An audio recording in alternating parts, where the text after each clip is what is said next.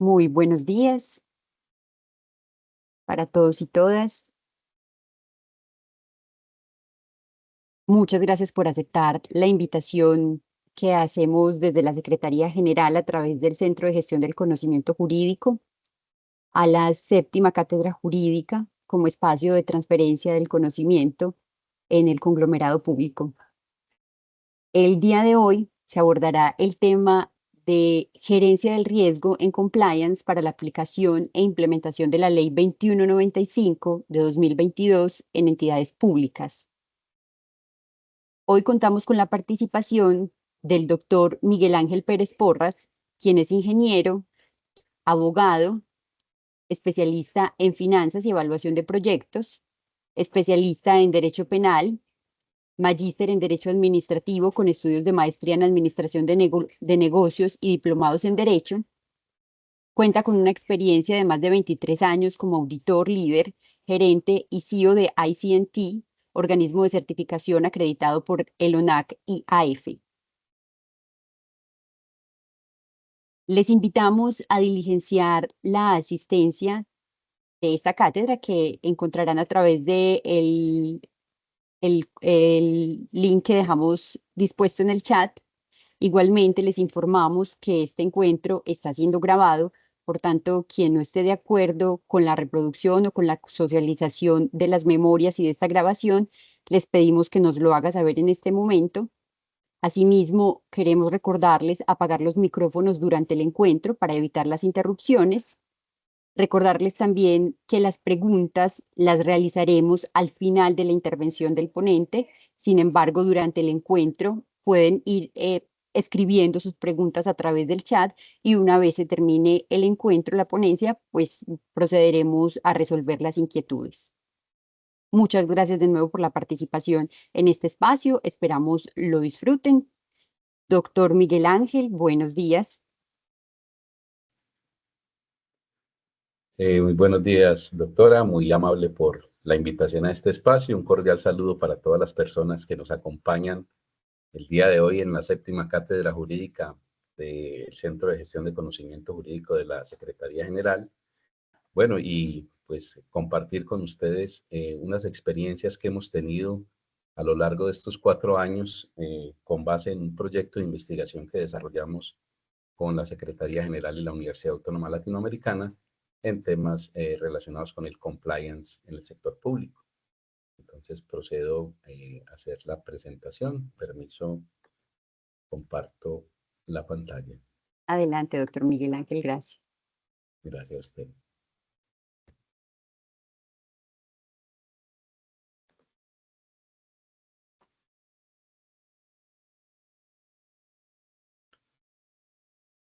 Bien, entonces la convocatoria de esta mañana la venimos trabajando con el doctor Gustavo García, como director del Centro de Gestión de Conocimiento Jurídico de la Secretaría, pues a raíz de un memorando de entendimiento que tenemos suscrito entre la alcaldía y el organismo de certificación que representa este servidor. Y para el día de hoy vamos a tener una aproximación a lo que es la implementación de los modelos gerenciales de gestión de riesgos de compliance en la administración pública.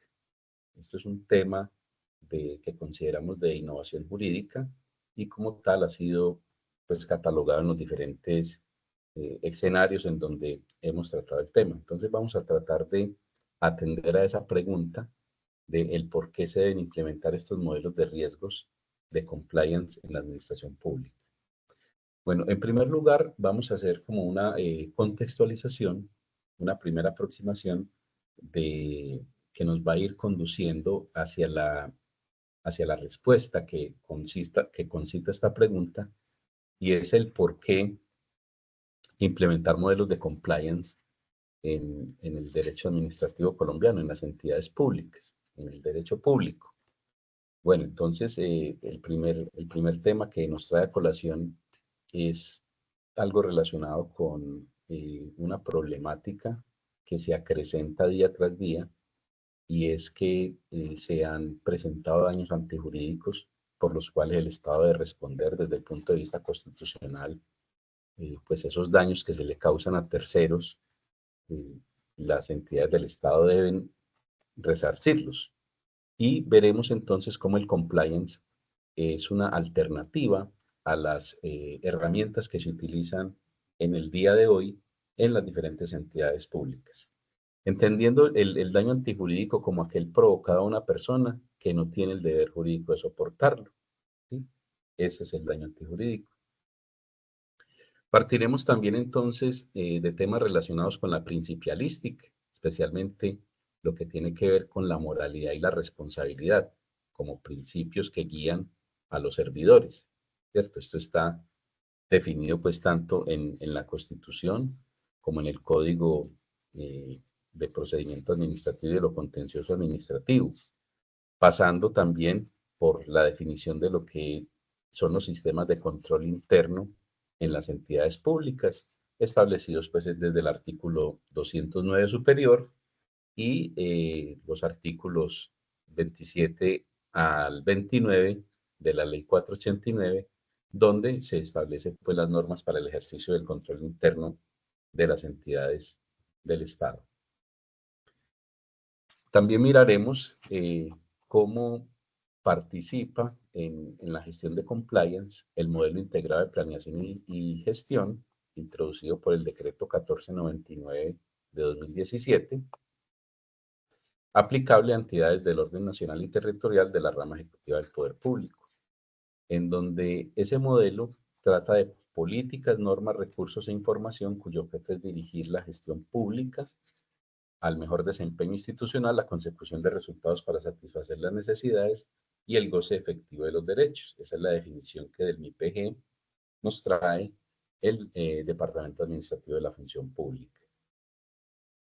Y pues el control interno sumado al MIPG, pues tienen una relevancia muy importante que está relacionada con la aplicación de ese principio de moralidad, que está traducido como marco de referencia para combatir la corrupción y prevenir el daño antijurídico.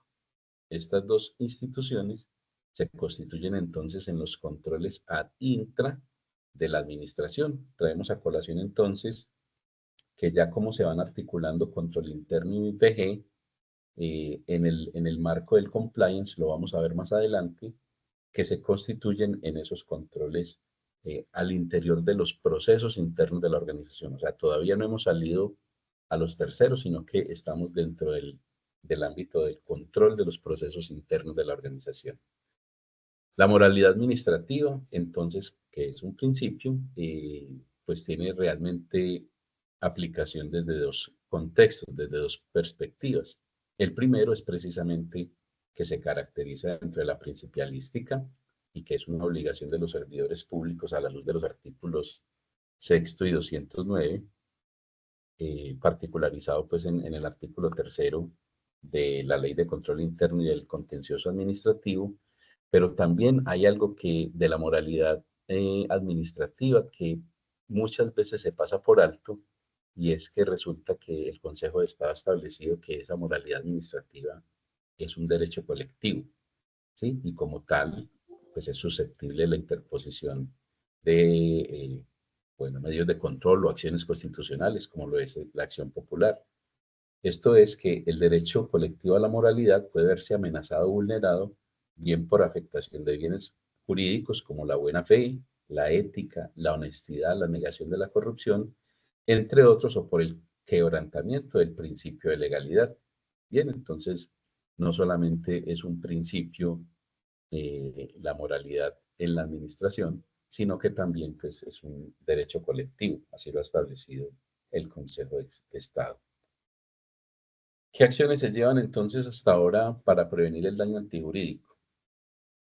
Bueno, entonces, según el último informe de Concorte de diciembre 31 del año 2023, Colombia en ese momento tenía 353.587 procesos activos, o sea, procesos en contra del Estado eh, que tienen una implicación en la, permítanme, que tienen una implicación en pretensiones de 659 billones. Este es las pretensiones que en este momento tienen en contra de la administración pública, personas naturales y jurídicas que han accionado pues al Estado por daño antijurídico. Entonces, fíjense la relevancia que tiene esa prevención del daño antijurídico, pues por el impacto que representa para el erario. Pues, y esto es de toda naturaleza de instituciones, no solamente del orden central, sino del orden descentralizado. Para que tengamos una idea de lo que es estas pretensiones en los 353.000 y más procesos, es que el presupuesto en Colombia para el año 2024 es de 502 billones de pesos. Esto significa que aproximadamente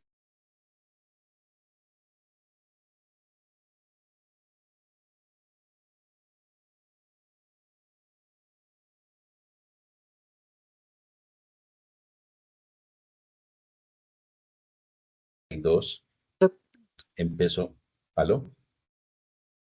sí, doctor Miguel Ángel, es que se le fue por un momento la conexión, pero ya lo Ah, ok, escuchamos bien.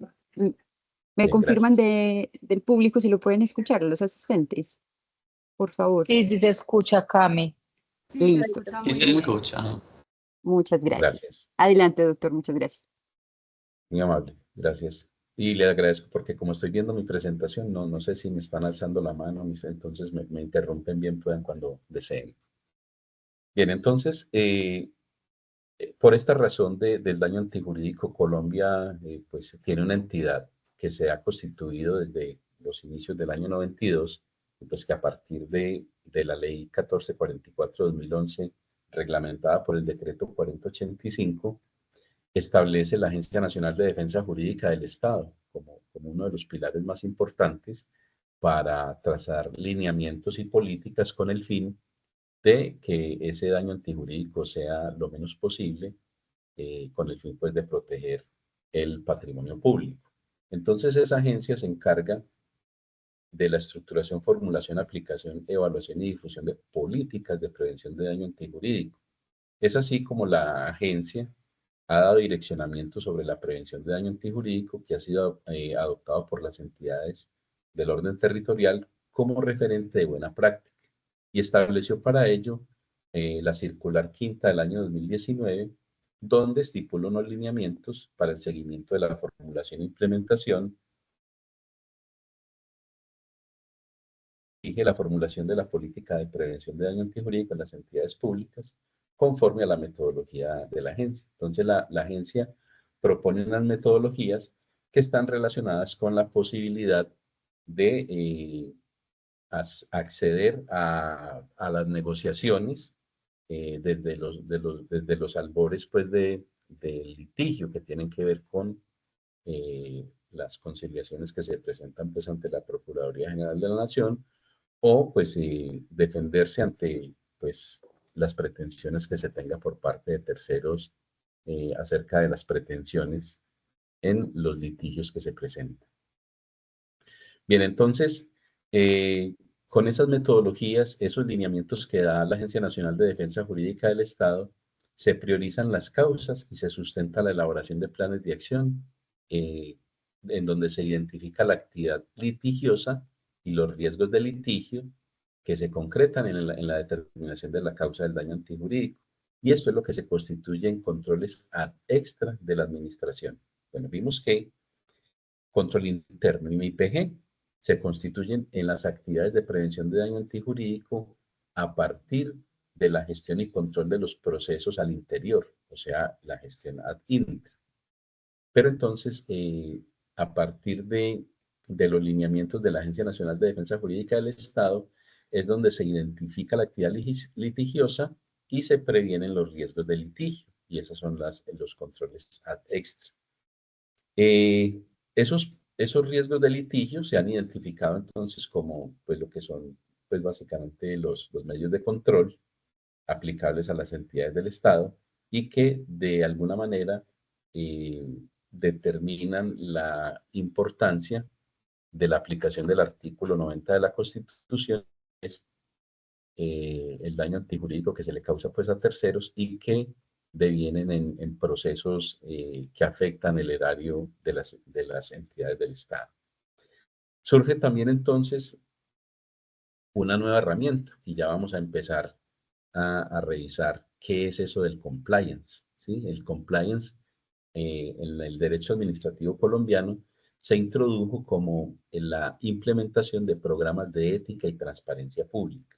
Esos programas de ética y transparencia pública los ha definido el legislativo como la necesidad de implementar gestión de riesgos para la prevención del lavado de activos, financiamiento del terrorismo, proliferación de armas de destrucción masiva. Esta gestión de los riesgos tiene inmersa pues pues son delitos, ¿cierto? Son delitos y como tal se constituyen en la consecuencia de unos delitos fuente que están en el título 15 del Código Penal y que están relacionados con los delitos contra la administración pública. También esos programas de ética y transparencia pública incorporaron, además de estos delitos de prevención del lavado de activos y financiamiento del terrorismo y los del título 15 del Código Penal, algunos delitos de origen ambiental. Bien, entonces estamos en este punto, en que la gestión ad intra se centra en la gestión de las 7 dimensiones y 17 políticas a través del análisis y gestión de los riesgos que se abordan a partir de la debida diligencia.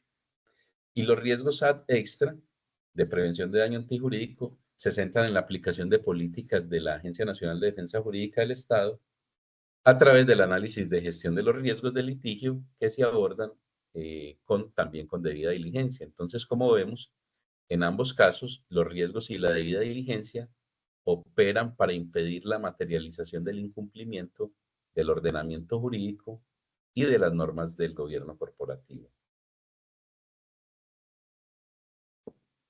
Bien, entonces empezamos a mirar como puntos de convergencia entre la gestión de los riesgos y debida diligencia. Enseguida vamos a abordar pues con más detalle qué son riesgos y qué es debida diligencia, pero vemos que tanto en la gestión ad intra del MIPG y control interno como en la gestión ad extra de la prevención de daño antijurídico hay un elemento común que es la gestión de los riesgos y de la debida diligencia.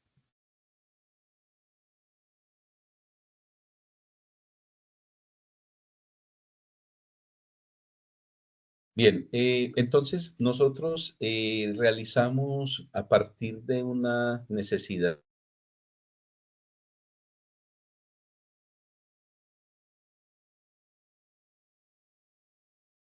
Es que miráramos qué podíamos hacer para identificar puntos de encuentro y divergencia en posibles desarticulaciones que se presentan al analizar los riesgos y debida diligencia ad intra y ad extra, ¿sí?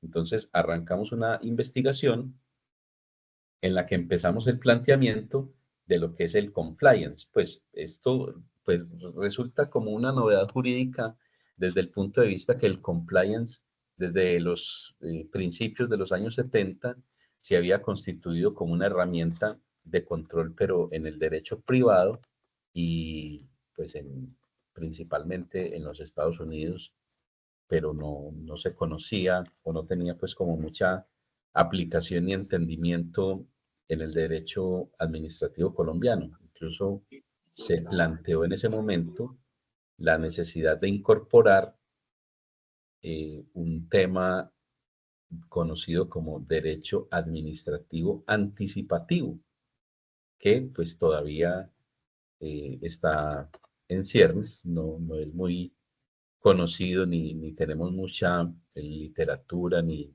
mucha dogmática, incluso ni jurisprudencia al respecto, pero que a partir de la implementación de los sistemas de compliance en las entidades del Estado, seguramente va a tener un desarrollo importante. Entonces nos planteábamos esa divergencia, pues empezando a dimensionar el problema. Conocíamos lo que hablábamos de la principialística, de la moralidad y la responsabilidad, veíamos cómo desde la convencionalidad la corrupción tiene un efecto destructivo en las instituciones estatales y en la capacidad de los estados para respetar, proteger y cumplir derechos humanos, especialmente de aquellas personas y grupos en situación de vulnerabilidad y marginalidad. Entonces, fíjense que estos temas relacionados con la corrupción están elevados a la convencionalidad porque nos están afectando derechos humanos, ¿cierto? El derecho humano de proteger, respetar y cumplir aquellos de las personas y grupos, sobre todo en situación de vulnerabilidad.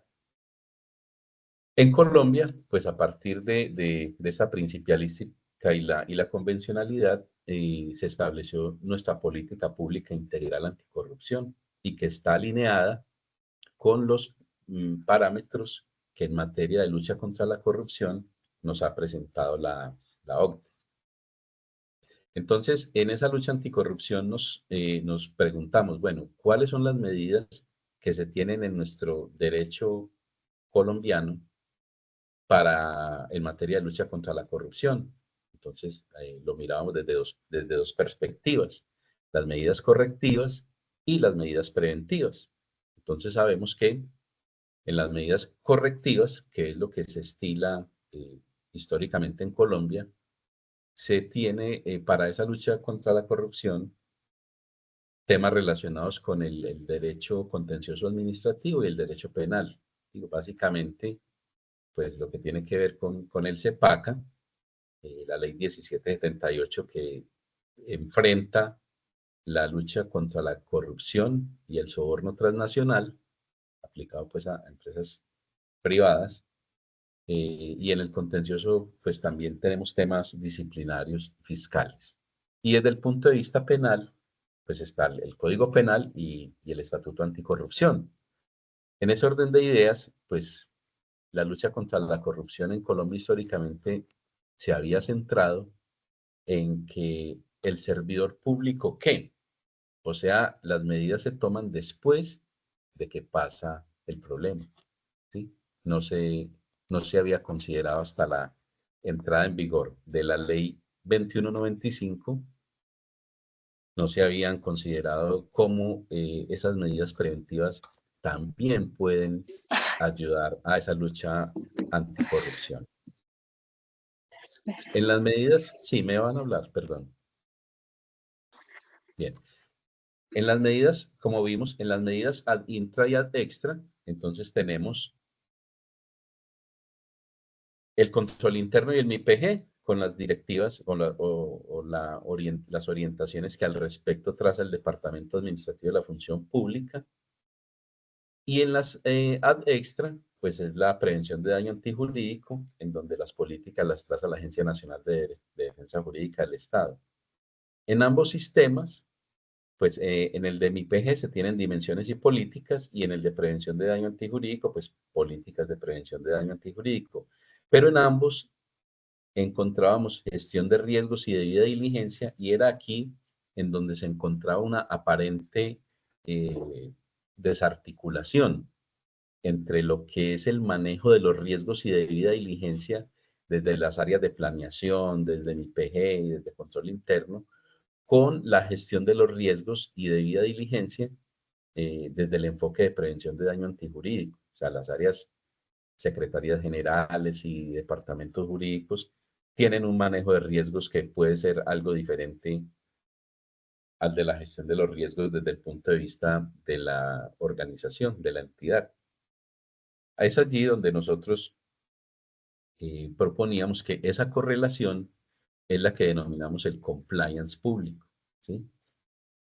Y a esta conclusión es donde arriba también la ley 2195, que establece en su artículo 31 la necesidad de implementar en las entidades del Estado, del orden central y descentralizado, programas de ética y transparencia pública.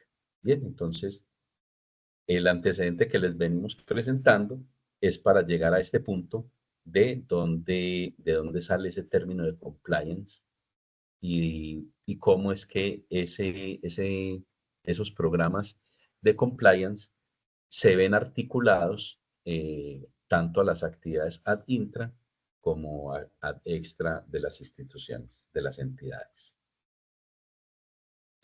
Bien, entonces acá ya, discúlpenme, me devuelvo un momento. En estos programas de transparencia y ética pública empiezan a introducirse unos conceptos que están traídos del derecho privado, ¿sí? En el artículo 31 de la Ley 2195 se establece que las entidades deben implementar programas de gestión de riesgos para la prevención del lavado de activos y financiamiento del terrorismo. Resulta que en el sector privado, esos programas han venido siendo implementados desde años atrás para el control de esas actividades de lavado de activos y financiamiento del terrorismo, perdón. Entonces, la Superintendencia Financiera establece la obligatoriedad a sus vigilados de establecer programas de SARLAF, así se llama ya, y pues todos son programas de gestión de riesgos para la prevención del lavado de activos y financiamiento del terrorismo. En la Superintendencia de Sociedades es el SACRILAF y aplica pues a sus vigilados y a otras entidades. En la Superintendencia de Puertos y Transporte se llama SIPLAP y la Superintendencia de Industria y Comercio tiene un sistema que propiamente se llama compliance, ¿sí? Pero todos están orientados pues como a la misma, al mismo fin. Y ahora, pues como les digo, la ley 2195 establece lo que más se aproxima es a estos sistemas AgriLAF, en donde se obliga a la implementación de estos sistemas de gestión de riesgos para la prevención del lavado de activos y financiamiento del terrorismo.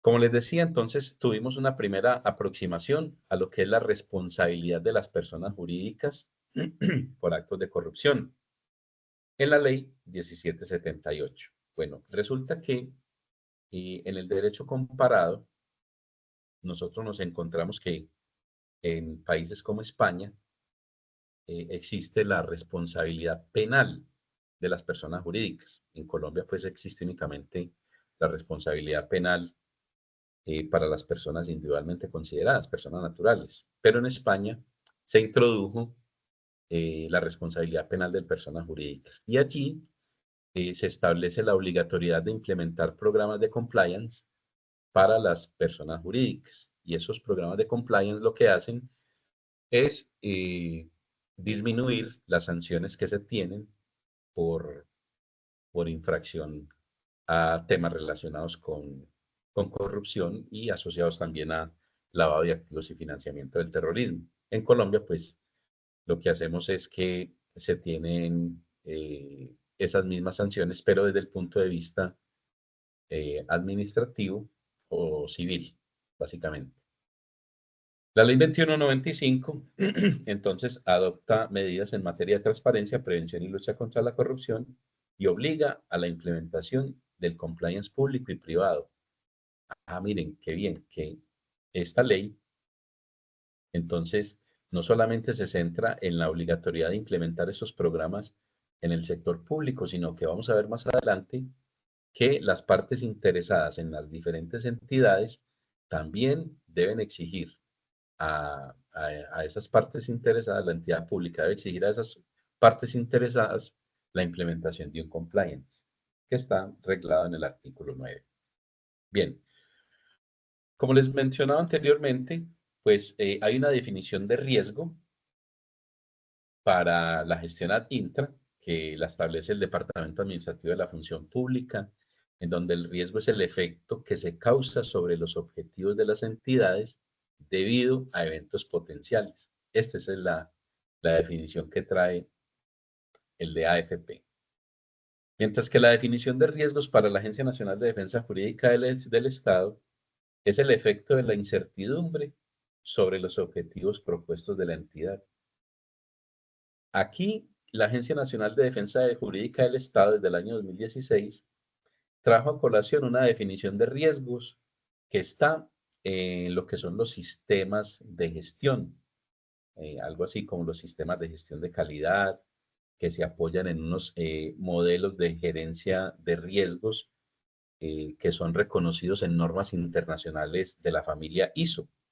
Entonces, en esa familia ISO hay una metodología para la gestión de los riesgos y que está establecida en la norma ISO 31000. Esa norma, a su vez, tiene en la norma ISO 31010, que es de la misma familia pues de la 31, las diferentes metodologías para el abordaje de los riesgos dependiendo de la naturaleza del negocio o la actividad o el core business de la entidad que esté implementando los riesgos. ¿Eso qué quiere decir? Que si bien hay unas generalidades en la ISO 31000 para abordar los riesgos, ya cuando estamos hablando de un negocio en el sector de alimentos, entonces esto trae una metodología que es de control de puntos críticos de inocuidad alimentaria. Si estamos hablando de una entidad del Estado, entonces cómo se abordan los riesgos de litigio, cómo se abordan los riesgos de buenas prácticas y demás. Entonces, esta 31.000 trae 26 modelos de gestión de riesgos que las entidades o una empresa privada pueden abordar para que de manera particular y no genérica puedan implementar estos sistemas. Adicional a ello, hay una norma que es la ISO 37301 que establece sistemas de gestión de compliance, abordado desde un enfoque más de sistema de calidad para los temas de compliance y pues es una norma ISO, o sea, una norma de reconocimiento mundial, pero que puede ser aplicada particularmente a las entidades de una nación determinada. Volviendo al derecho comparado, pues antes de la entrada en vigor de la ISO 37301, que salió en el año 2021, existía una norma que es la ISO 19600. Entonces, en España, las entidades o las empresas, perdón, las empresas a las que se le aplica el Código Penal desde el punto de vista de la responsabilidad jurídica corporativa, debían implementar sistemas de gestión de compliance con base en la norma ISO 19600. Y allá la entidad encargada de verificar que se implementan estos programas es la Fiscalía General de la Nación. Entonces, porque, pues, como les decía, está incorporado al derecho penal la responsabilidad de las personas jurídicas.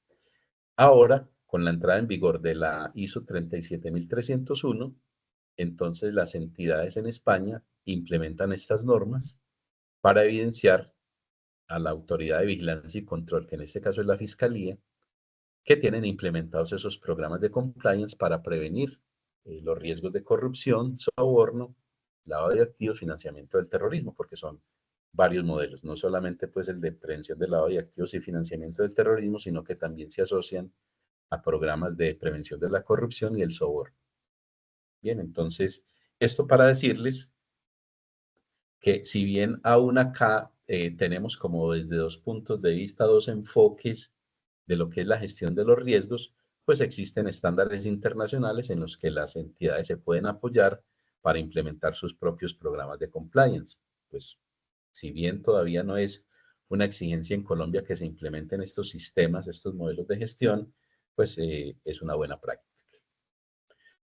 Bien, entonces, una vez identificados los riesgos, lo que se estila en el concepto de la debida diligencia es que los riesgos tienen una valoración, como veremos más adelante, ¿sí? Tienen, dependiendo de la cantidad de riesgos que tenga la institución o la entidad, pues hay diferentes tipos de riesgos, riesgos operacionales, riesgos reputacionales, riesgos de contagio, etcétera. Y los diferentes riesgos tienen una valoración y la entidad lo que hace en la debida diligencia es priorizar el abordaje de los riesgos para esta línea que tenemos acá azul. Puede ser el primer límite en este ejemplo, el primer límite en el que la entidad priorice los riesgos que están por encima de esa línea para que con acciones de debida diligencia se bajen a unos niveles de riesgo aceptable. Y los planes de mejoramiento lo que establecen es que esta línea se va bajando, esta línea va disminuyendo en el tiempo para que la gestión de los riesgos de compliance pues sean aceptables, sean tolerables por la organización. Entonces, esa es la forma en la que la debida diligencia debe administrarse con el propósito de priorizar la atención de los riesgos que ha identificado la entidad. Bien, entonces les contaba que ese artículo 31 de la ley 2195, que es el centro pues, de lo que es el compliance en el ordenamiento jurídico colombiano, modificó el artículo 73 del Estatuto Anticorrupción. Y este artículo entonces establece que cada entidad del orden nacional, departamental y municipal, cualquiera que sea su régimen de contratación, deberá implementar programas de transparencia y ética pública con el fin de promover la cultura de la legalidad e identificar, medir, controlar y monitorear constantemente el riesgo de corrupción en el desarrollo de su misionalidad. ¿Listo? Entonces ya es un deber de todas las entidades del Estado implementar estos programas de transparencia y ética pública o conocidos como compliance. ¿Listo? Entonces desde aquí vamos con la obligatoriedad. Les mencionaba que el compliance, la ley 2195, rige tanto para el sector público como para el sector privado. Entonces, en el artículo 9 de esa ley 2195, se establece que las entidades privadas que tengan algún tipo de relación con la entidad pública deben implementar lo que se llaman programas de transparencia y ética empresarial. Esos programas de transparencia y ética empresarial para las entidades privadas está reglado por la Superintendencia de Sociedades en la Circular Básica Jurídica en el capítulo 13. Y esa implementación de los programas de ética y transparencia empresarial se vincularon, se introdujeron en la ley 2195 en ese artículo 9. El artículo 31 entonces habla del compliance ya para la entidad como tal. Es decir, que además de ejercerle control a sus partes interesadas, a sus contratistas y otras partes interesadas, pues la entidad pública ya está en la obligación de implementar esas medidas de debida diligencia, de gestionar los riesgos de prevención de lavado de activos, financiamiento del terrorismo, proliferación de armas de destrucción masiva y hacer los reportes a la UIAF. Esto quiere decir que tal y como se aplica en las empresas privadas, las entidades públicas deben hacer reportes de las acciones o menciones o movimientos, perdón, de actividades sospechosas a la OIAF. Hacer consultas en listas restrictivas, pues incluso la ley únicamente habla de las listas restrictivas, pero no habla de las listas vinculantes. Más adelante vamos a ver qué son las listas restrictivas y las listas vinculantes. Esto básicamente es que, además de la verificación que se hace de antecedentes disciplinarios, penales, fiscales, pues hay unas listas restrictivas en las que la entidad pública debe consultar para ver si la persona natural o jurídica con la que se está relacionando tiene algún tipo de novedad en materia de lavado de activos, financiamiento del terrorismo o temas de corrupción. Y hay otras listas que son vinculantes que, como les comentaba, no entendemos el por qué no se incluyen en la ley, pero que pues al ser vinculantes, lógicamente es obligatorio su observancia. Se deben crear redes institucionales para fortalecer la prevención de la lucha contra la corrupción y tener los canales de denuncia que están definidos pues, en el Estatuto Anticorrupción. Bien. Bueno, las estrategias de transparencia tienen que ver con el Estado abierto y las iniciativas de prevención y combate de la corrupción. Bien, estos son como los apartes que trae el artículo 31 de la ley 2195 en materia de compliance público. ¿Cómo se diseña un sistema de compliance para una entidad del Estado? ¿Sí? Y también para una entidad privada. Entonces, parte del gobierno corporativo tiene que hacer su normograma, el inventario de normas y reglamentos técnicos que le aplican, las políticas de transparencia, planes de acción, control operacional, canales de comunicación. Bueno, todas estas actividades, todas estas obligaciones, las introdujo entonces la Ley 2195 en su artículo 31 a las entidades públicas. ¿Sí? Acá entonces la voz de alerta es saber cómo están las entidades obligadas pues, a implementar estos sistemas en el cumplimiento de la ley. Aquí hay un tema muy particular, y es que la ley define que la metodología de implementación de estos programas de compliance la define la Secretaría de Transparencia de la Presidencia de la República. Y hasta el momento no conozco que la Secretaría de Transparencia de la Presidencia haya establecido estas metodologías, ¿sí? Pero los plazos para implementar la ley 2195 se cumplieron el 18 de enero de este año. Entonces, aquí el llamado es a revisar cómo está cada entidad que está participando en esta reunión en la implementación de sus programas de compliance. Hay entidades incluso que conocemos que han gestionado unidades de compliance para darle cumplimiento a la ley 2195. Bien, hasta ahora, pues, las responsabilidades de prevención de daño antijurídico están relacionadas con la alimentación de ese sistema único de gestión de información de actividad litigiosa del Estado, el ECOGI, en donde se deben registrar pues, las solicitudes de conciliación, los procesos judiciales, los trámites arbitrales y validar que se hayan registrado pues, ante la Agencia Nacional de Defensa Jurídica del Estado. Las entidades deben calificar el riesgo de cada proceso judicial a su cargo, pues de las tres actividades, de los procesos judiciales, prejudiciales y de los arbitrales.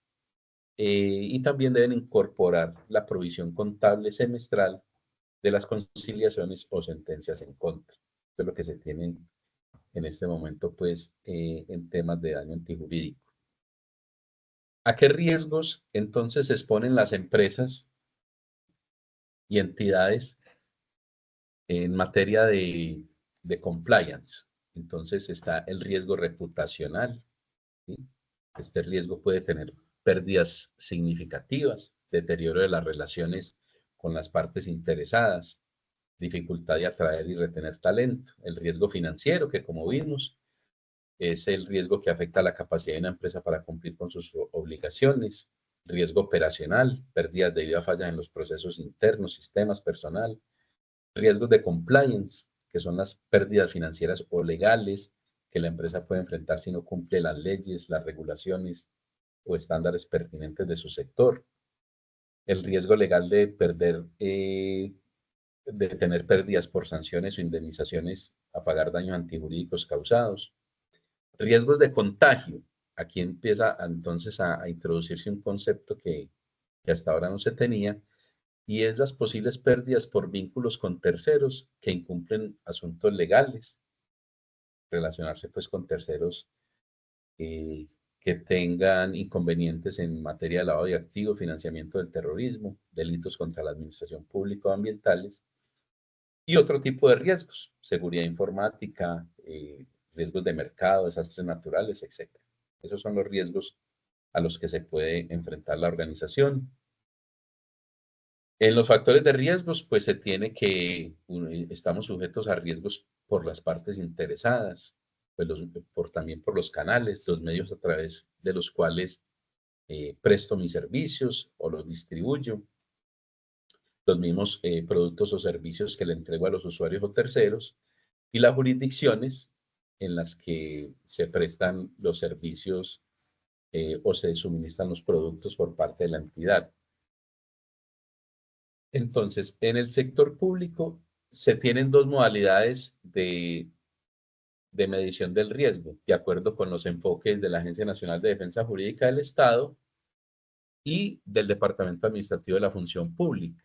Sin embargo, en cualquiera de las modalidades que se tengan, pues hay el denominado riesgo inherente que el riesgo inherente es como el riesgo natural de una actividad. Por ejemplo, una empresa que suministra electricidad, bueno, tiene un riesgo inherente. A las personas, por ejemplo, tienen riesgo de caídas de altura, riesgos de electrocución, pero que son propios de esa actividad.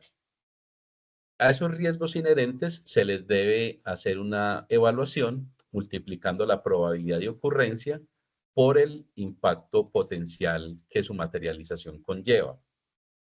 Hay otro riesgo que es aquel que surge después de aplicar las acciones de debida diligencia y es conocido como riesgo residual. Ese riesgo residual, entonces, también se debe hacer una valoración de este con el fin de, como les mostraba ahorita en la gráfica de debida diligencia, de ir disminuyendo el riesgo hasta unos niveles que sean aceptables por la organización. Las causas son los factores o eventos internos o externos que pueden contribuir a la aparición de un riesgo y las consecuencias pues son los resultados o impactos que surgen como resultado de la materialización del riesgo. Entonces el riesgo, primero que todo se debe valorar, bueno, primero que todo se debe identificar y una vez identificado se hace esa valoración que está asociada con lo que es la probabilidad y el impacto de que éste ocurra. ¿Cómo se mide la probabilidad? Pues entonces la probabilidad es en la que se analizan las fuentes o causas de que ese riesgo llegue a materializarse. Entonces hay esa posibilidad o esa probabilidad, pues se puede calificar en rangos, ¿cierto? Que es muy alta la probabilidad, media o baja de que ocurran. El impacto se refiere a los efectos dañinos sobre la entidad que puede causar la materialización del riesgo. Se determina según la pérdida económica que cause la materialización del riesgo sobre las finanzas de la entidad. Entonces, si es una amonestación o sanción de índole pecuniario, pues es bajo.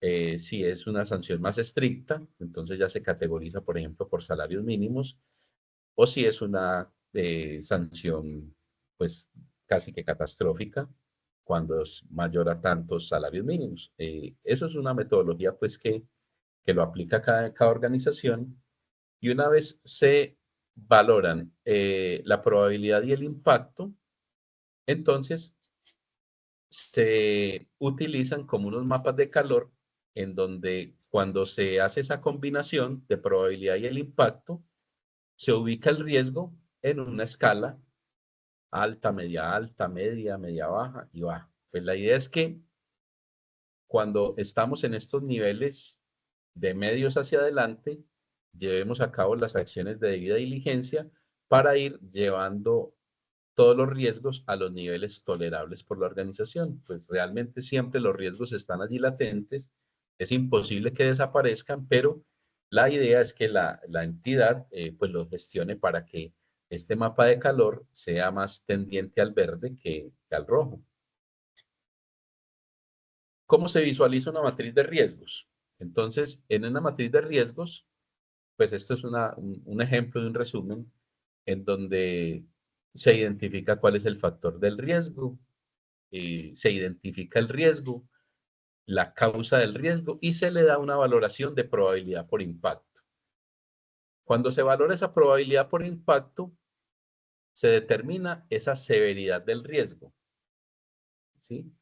Y esa severidad, entonces, se llevan a cabo unos controles que son las acciones de debida diligencia, y una vez se materialicen o se lleven a cabo esos controles o acciones de debida diligencia, se vuelve a valorar la probabilidad por el impacto. La idea es que los controles disminuyan alguno de los dos factores, pues normalmente se disminuye el de probabilidad, ¿cierto? Entonces fíjense en este ejemplo que en la primera valoración de probabilidad nos daba en una escala de valor de 5 y el impacto era 4, pues el impacto se mantendría si se materializa el riesgo. Cuando llevamos a cabo los controles o acciones de debida diligencia, esa probabilidad la redujimos de 5 a 3, ¿sí? Porque el impacto sigue siendo el mismo. pero ya la severidad no va a estar en el mapa en rojo, sino que yo la bajé en amarillo y así sucesivamente. ¿Sí? Entonces, cuando ustedes tienen esas sábanas de riesgos, lo que van a encontrar es que independiente de la metodología que apliquen, se recomienda que apliquen esas de las normas internacionales ISO 31000, pero que tienden es a que esa severidad se vaya rebajando para que siempre nos vayamos aproximando a tener en verde nuestro mapa de riesgos.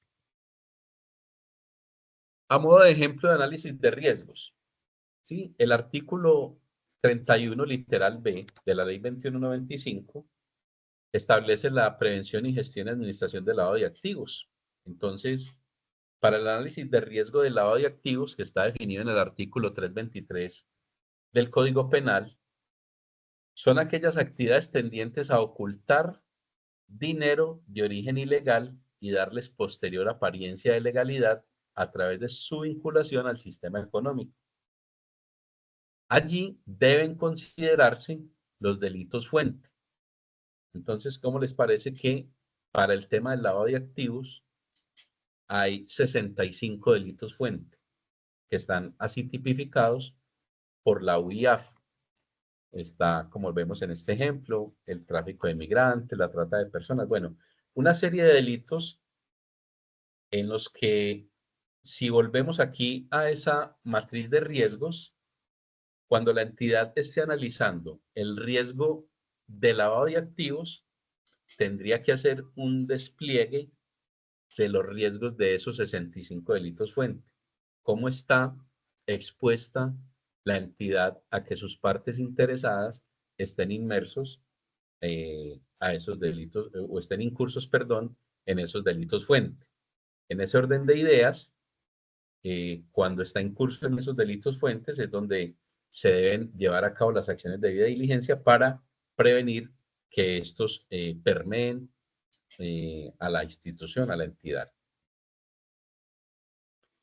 Entonces, cuando estamos frente a esos riesgos de lavado de activos, la entidad debe hacer esos reportes de operaciones inusuales o sospechosas, que se conocen como ROS, a la UIAF. Eso establece el artículo 31, literal B. Entonces, cuando se perciban que nuestras partes interesadas manejan altos volúmenes de efectivo, donaciones con beneficiarios finales desconocidos, operaciones o negocios o contratos verbales, pagos con recursos internacionales de diferentes fuentes, operaciones con subcontratistas sin hacerles debida diligencia, ¿sí? Operaciones con personas que estén en listas vinculantes o restrictivas. Entonces, todos estos aspectos son susceptibles de hacer reportes de operaciones inusuales o sospechosas a la OIAF, de la entidad pública.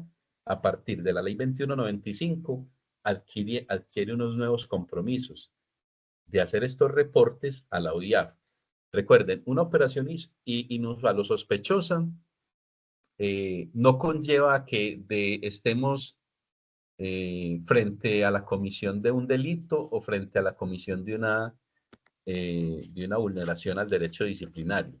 No, simplemente nosotros lo que hacemos es que reportamos una operación inusual, ¿sí? Y ya la OIAF se encarga de hacer la verificación, investigación y de escalarlo, si es del caso, a la Procuraduría, a la Fiscalía, etcétera, pero sí estamos en la obligación como servidores públicos de hacer estos reportes de operaciones inusuales y sospechosas. Ahora bien, ¿quién hace el reporte de estas operaciones inusuales o sospechosas? La entidad debe contar con un oficial de cumplimiento, que es la persona o área encargada de llevar a cabo esa verificación, esos reportes, perdón. También tener cuidados con personas jurídicas con quienes se contrata, propietarios o directivos, personas de bajos ingresos que manejan grandes volúmenes de dinero. Se constituyen bajos capitales y luego reciben grandes inversiones. Realizan grandes inversiones pese a haber sido creadas recientemente, etc.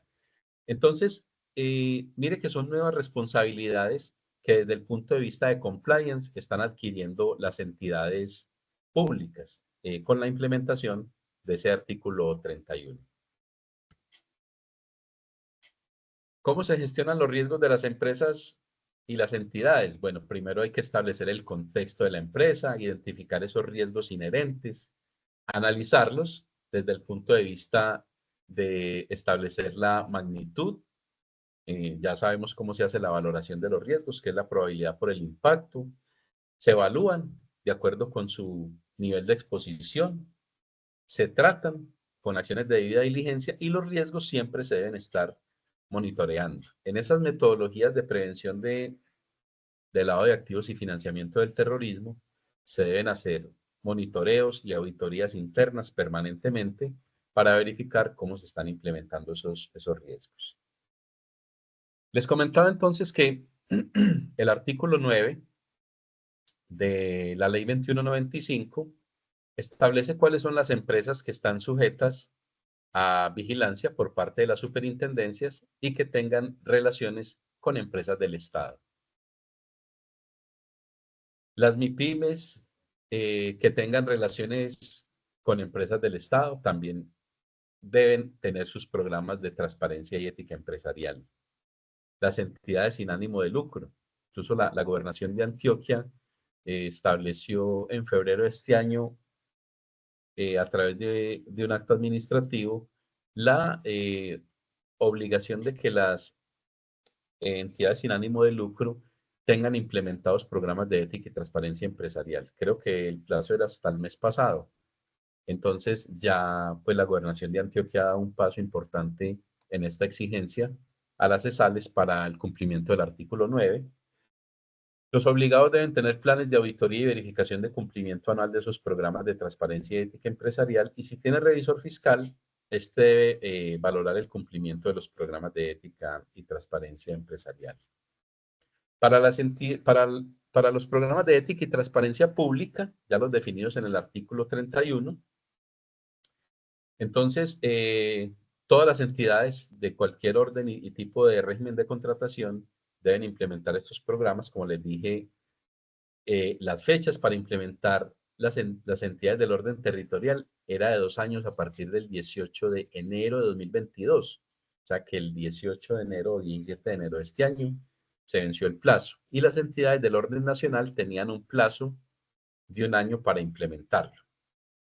Aquí hay algo muy importante, y es que este artículo 31 establece que el MIPG debe armonizarse con el programa de transparencia y ética pública.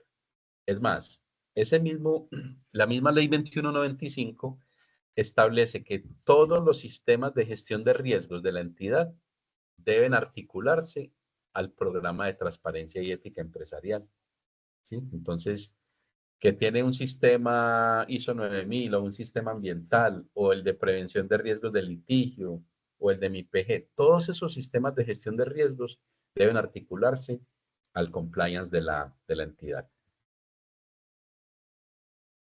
Entonces, vemos que existe una relación entre el SAGRILAF, los programas de transparencia y ética empresarial y los programas de transparencia y ética pública. Esos programas, la articulación de ellos son programas de compliance, ¿sí? Entonces, todos tienen gestión de riesgos de lado de activos y financiamiento, todos tienen gestión de riesgos, perdón, tienen auditorías internas, tienen debida diligencia, monitoreo, informes a la alta dirección e informes a la autoridad competente, ¿sí? Los programas de transparencia y ética pública entonces tienen gestión de riesgos ad intra y ad extra, auditorías internas integrales, debida diligencia, monitoreo y seguimiento, ¿sí? Informes a la Procuraduría, informes a la Secretaría de Transparencia de la Presidencia de la República, y lo que hacen es que integran los sistemas AgriLab y PTE. De los programas de transparencia y ética pública, llamémoslo coloquialmente, echan mano a lo que son modelos del derecho privado relacionado con el SAGRILAF y el programa de transparencia y ética empresarial.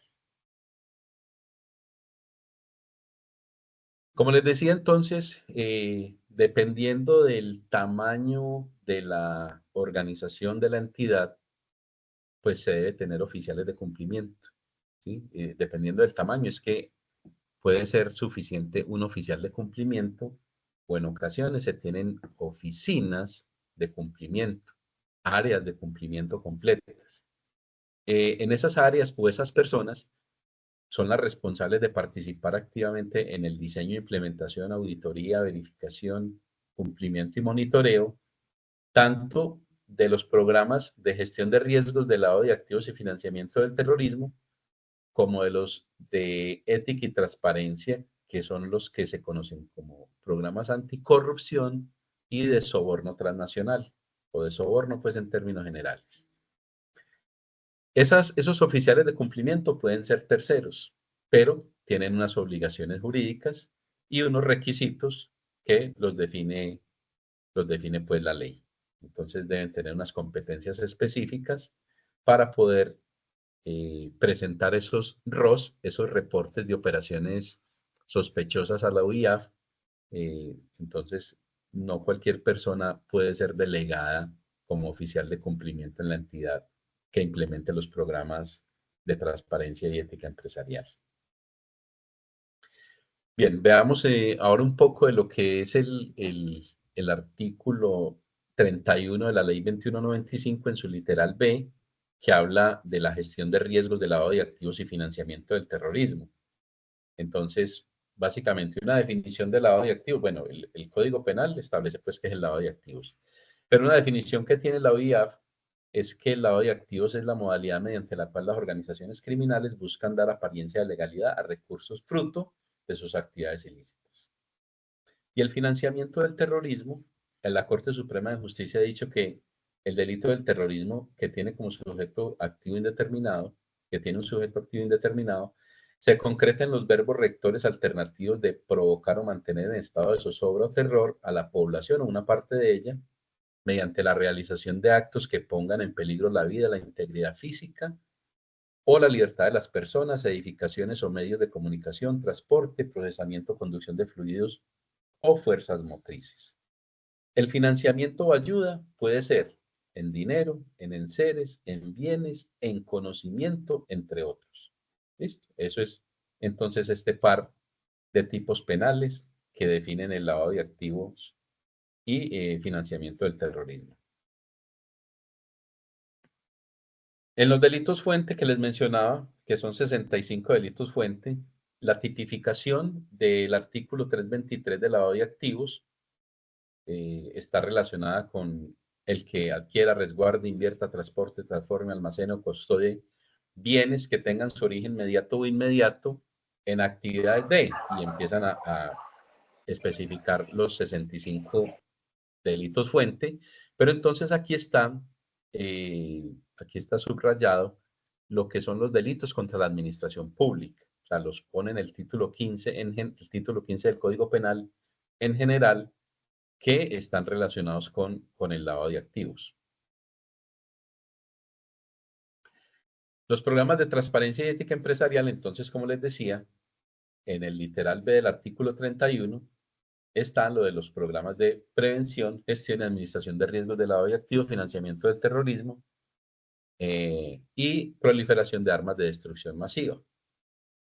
Muy bien, esos son los requisitos entonces de ese artículo 31, en donde se crea la responsabilidad de hacer la verificación en listas restrictivas y en listas vinculantes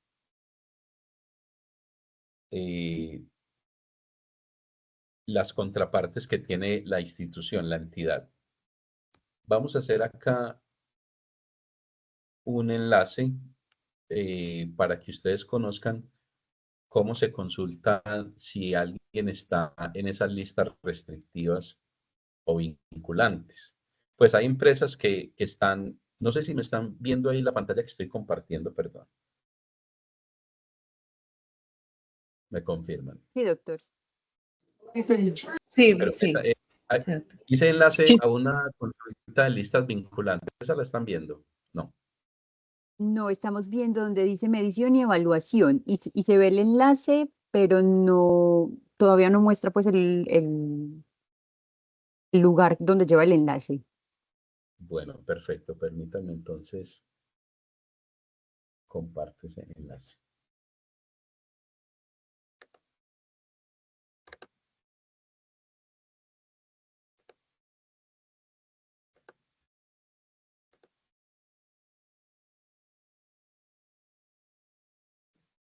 Bueno, aquí hay una página. Ahorita sí estamos viendo el enlace de la consulta en listas restrictivas y vinculantes. Sí, doctor, se está viendo. Hola, bien, perfecto. Aquí hay una página que se llama compliance.com.co y allí usted puede consultar las listas, mire, las listas OFAC, que se conocen también como listas Clinton, las listas de terroristas del Departamento de Estado de los Estados Unidos, terroristas del Consejo de Seguridad de la ONU. Entonces usted consulta acá si una persona natural o jurídica o un grupo determinado está, pues aparece en esas listas. Por ejemplo, si le damos acá clic en listas terroristas, eh, aquí aparece una lista, ¿cierto? Entonces, desde diciembre de 2021, segunda Marquetalia, de diciembre de 2021, las FARC. Bueno, encontramos pues acá quienes están en esas listas de terroristas del Departamento de Estado de los Estados Unidos. Entonces, estas son listas que son vinculantes. No son listas restrictivas, sino vinculantes. En estas listas, mire, por acá también nos aparece otro conocido, el ELN. En estas listas, pues las personas naturales, jurídicas, de naturaleza pública o privada, tienen pues prohibición de hacer pues, de tener cualquier tipo de vínculo con esa entidad. Voy a volver a compartir la presentación, permiso.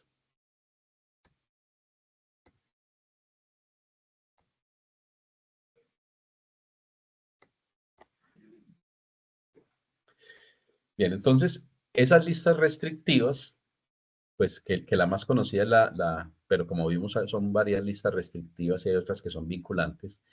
La más conocida es esa que se llama OFAC, que es la lista Clinton, pero que esa lista restrictiva no tiene la prohibición expresa de que si alguien aparece en esa lista no podamos hacer negocios con él. Lo que dice es que debemos seguir investigando si esa persona tiene algún inconveniente, esa persona natural o jurídica, tiene algún inconveniente para contratar con la entidad pública, ¿sí? Pero lo que son las listas vinculantes, esta palabra vinculante es que sí, Colombia no se ha suscrito a estos acuerdos de cooperación de lucha pues contra el lavado de activos, que pues a propósito tenemos una novedad esta semana, es que hemos sido suspendidos de esa lista de colaboración entre las unidades de información financiera, pues las UIAF se agrupan en una entidad que se llama Egmont Group y pues nos han suspendido a partir pues de la violación de información restringida. Pero entonces la idea es que los países nos cooperamos suministrando información a través de las unidades financieras para alimentar estas listas, ¿sí? En esa medida, pues Colombia es uno de los países que apoya esta integración a las listas restrictivas y vinculantes para que los demás miembros de Egmont Group pues sepan y tengan la prevención de relacionarse con empresas o personas que estén relacionadas en esta lista. Bien, el compliance entonces nos introdujo cambios en el derecho administrativo. ¿Sí? En el derecho administrativo colombiano, pues en el MIPG, los riesgos y debida diligencia deben integrarse al compliance. Ese es un cambio. La prevención del daño antijurídico, la ley 2125 establece la obligatoriedad de la coordinación entre entidades para prevenir ese daño antijurídico. El estatuto anticorrupción, pues casi toda la ley 2195 está orientada a modificaciones del Estatuto Anticorrupción. En el derecho disciplinario se introducen nuevas categorías de dolo o culpa grave y causales de mala conducta por renuencia, tardanza u omisión de información para los programas de compliance. Entonces, imagínense si es una causal, pues, o una nueva categoría de dolo o culpa grave, entonces no implementarlo, pues también. Estas sanciones disciplinarias son sobre la máxima autoridad de la entidad, por supuesto. Los medios de control, se modificó la ley 678 del año 2001 que reglamenta la acción de repetición o el medio de control de repetición. Entonces ahora esta ley 2195 endurece un poco las medidas o las posibilidades que tiene la entidad de repetir contra el servidor que ocasiona el daño antijurídico. En la contratación estatal, pues también se modifica porque hay nuevas inhabilidades y sanciones por incumplimiento del compliance. Se creó un fondo de reparación de víctimas de actos de corrupción. Entonces, con los dineros que se previstos en la ley 2195, las entidades que son víctimas de corrupción pueden ser resarcidas total o parcialmente por ese fondo. Eso es un cambio interesante. En materia de responsabilidad fiscal, se levanta el velo corporativo para identificar controlantes, socios, aportantes, beneficiarios reales para determinar su responsabilidad fiscal. Tanto la Superintendencia Financiera como la DIAN han establecido la obligatoriedad de determinar los beneficiarios finales de las entidades o de las empresas privadas, para que precisamente pues no se practiquen algunas modalidades de ocultamiento de bienes que propician pues el lavado de activos.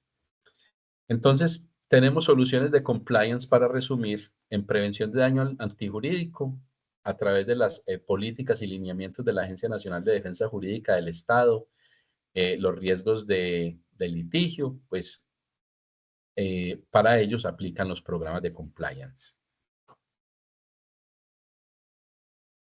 Control interno y MIPG, directrices, Departamento Administrativo de la Función Pública, dimensiones y políticas, gestión de riesgos, también el compliance aplica. La ley 2195, pues establece en el artículo 31 la obligatoriedad de implementar los programas de compliance, la gestión de riesgos de prevención del lavado de activos, financiamiento del terrorismo, corrupción, informes a la Procuraduría General de la Nación, a la Secretaría de Transparencia de la Presidencia de la República, exige programas de compliance. Y el lavado de activos, como lo conocemos en las diferentes superintendencias que lo tratan, pues gestionan los riesgos y también se establecen los programas de compliance. Bien, entonces esperamos que hayamos dado respuesta a la pregunta que nos introdujo en este módulo, que es por qué se deben implementar los modelos gerenciales de gestión de riesgos de compliance en la administración pública. Les agradezco muchísimo. Si hay alguna pregunta, pues en este momento tenemos un espacio para ello. Y si no alcanzamos, pues tienen los datos de contacto para que con muchísimo gusto podamos absolver las que estén a nuestro alcance. Muchísimas gracias. Doctor Miguel, muchas gracias. Muchas gracias por su ponencia y por el conocimiento compartido. Abrimos entonces el espacio de inquietudes. Si desean, pueden ir escribiéndolas a través del chat o levantar la mano a través de la opción que da Teams.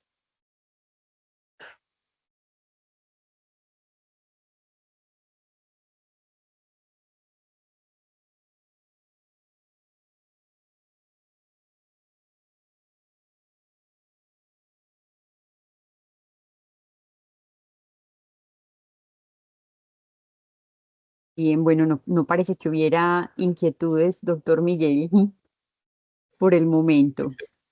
Estamos a su disposición entonces en los datos de contacto, pues en la Secretaría.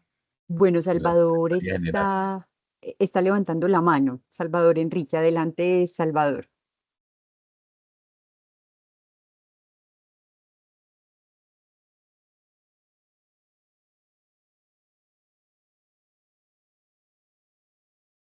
Salvador, ¿me escucha?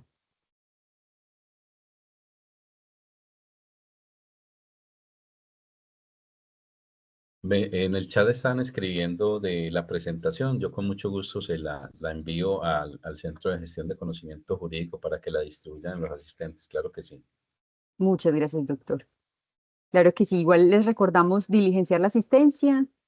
El link de acceso a la asistencia lo encuentran a través del chat para registrarla y enviarles pues a este correo las memorias del encuentro. No sé si Salvador me escucha, que veo que tiene levantada la mano, pero Salvador está escribiendo, perdón, que sí. no tiene acceso al audio, que entonces él escribe. Ah, bueno, él escribirá. Listo.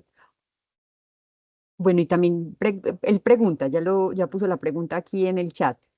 Dice, las entidades públicas deben tener oficial de cumplimiento o desde las oficinas de control interno.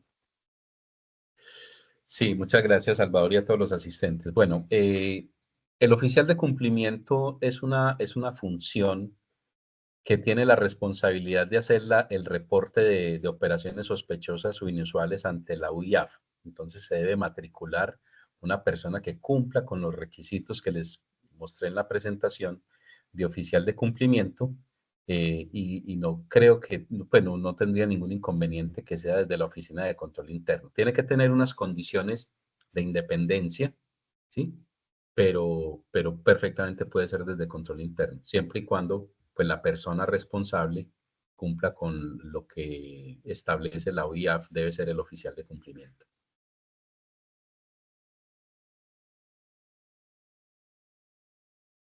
Gracias, doctor. ¿Hay alguna otra inquietud de los asistentes? Pregunta también Salvador, ¿y es obligación de las OSI poner en conocimiento de las señales de alerta o cualquier persona puede hacerlo en las entidades públicas?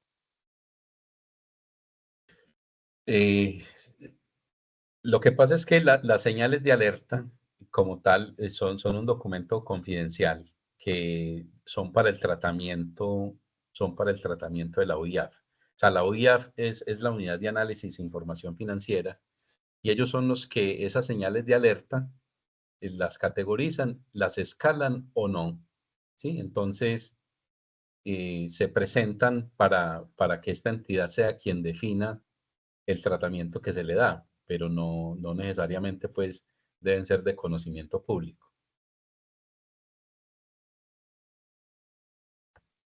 Doctor, pregunta también Margarita Rosa Santo Domingo, ¿qué tipo de vinculación contractual puede o debe tener este oficial de cumplimiento?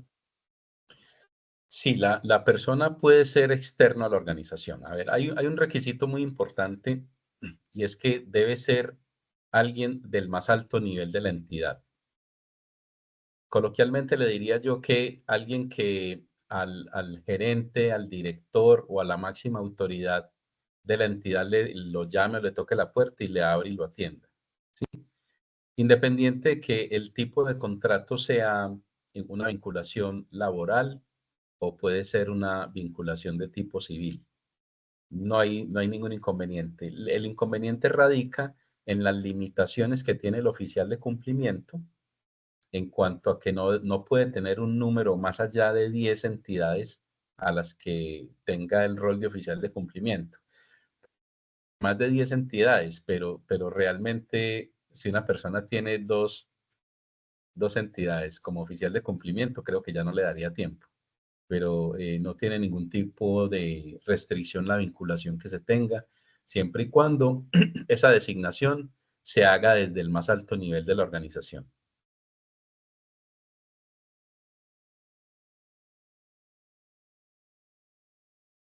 Muchas gracias, doctor. ¿Hay alguna otra inquietud? Bien, la gente, los asistentes, pues escriben a través del chat agradeciendo por la presentación, doctor Miguel. Dicen que muy interesante el tema y que su presentación fue muy clara. Le agradecemos desde la Secretaría General por lo que nos ha compartido, por su conocimiento, por su disposición, por su tiempo. Y los invitamos a ustedes, los asistentes, a seguir pues muy atentos a la programación de las cátedras jurídicas de la Secretaría General que hacemos a través del Centro de Gestión del Conocimiento Jurídico. Muchas gracias por su asistencia. Nuevamente, doctor Miguel Ángel, muchas gracias por su participación. Y bien, les deseamos entonces a todos un feliz día. Muchas gracias. A ustedes, gracias. Gracias. Gracias. Gracias a igualmente. ustedes. Feliz día para todos. un buen día. Muchas gracias. Feliz día.